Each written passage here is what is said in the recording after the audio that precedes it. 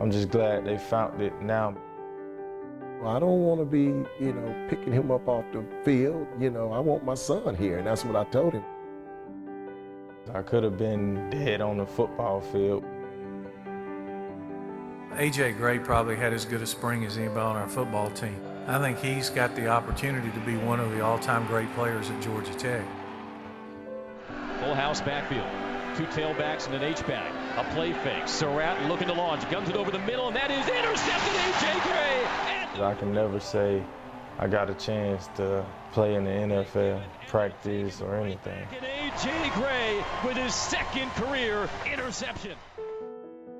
Growing up in the small town of Sandersville, Georgia, A.J. Gray was a standout in the classroom and as a multi-sport athlete at Washington County High School. And when he was on the football field, he was nearly unstoppable.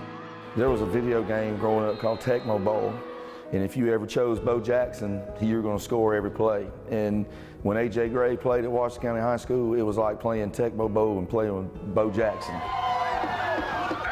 In a third-round playoff game his senior year, Gray rushed for 442 yards and 8 touchdowns on just 17 carries.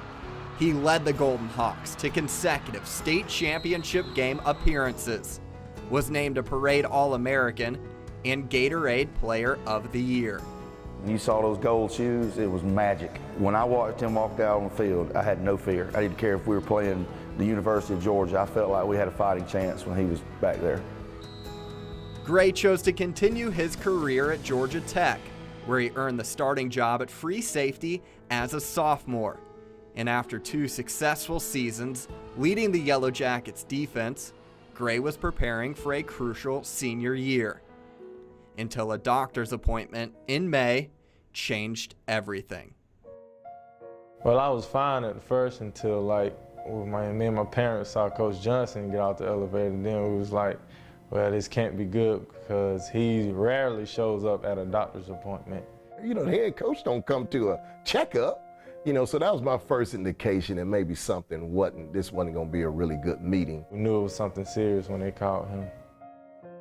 A scan of his heart showed an enlarged aorta, presumably caused by the rigor and stress of college football.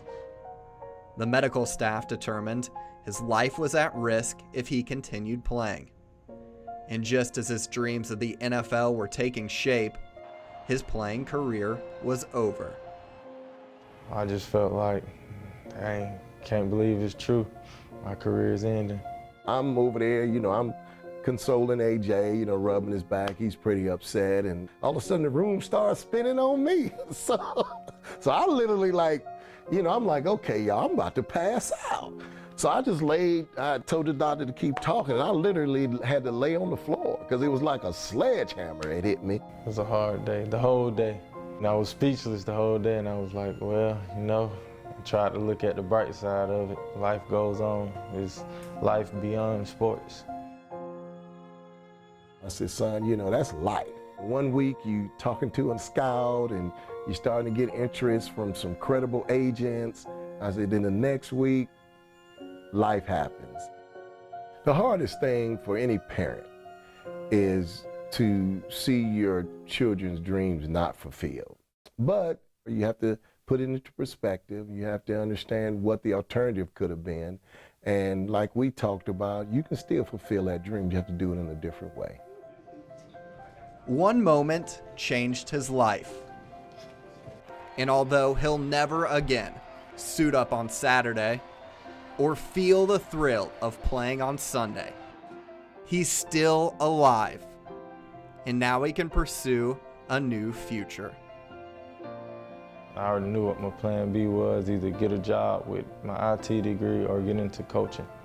It was very important to stay around and not just give up just because I can't play. Don't mean I can't coach them up and push them to their best potential. I'm very excited to see where it takes me and what I end up doing. I used to tell my kids, you never know who's watching you. You always be at your best because you never know who's watching you, whether it's a child, whether it's an adult, whether it's somebody that needs encouragement. I said, just by you walking on that field and you can encourage some people, by the way you handle what you're going through. We don't know why this happened. You can't question, why things happen. We certainly don't question God. And I told him, but something's gonna come out of this. It gives you a testimony. It gives you something where you can share, and then you can maybe encourage somebody and talk about what happened to you and how you handled it. And it may encourage somebody else. So I say, you're a vessel. And through you, you may help somebody else.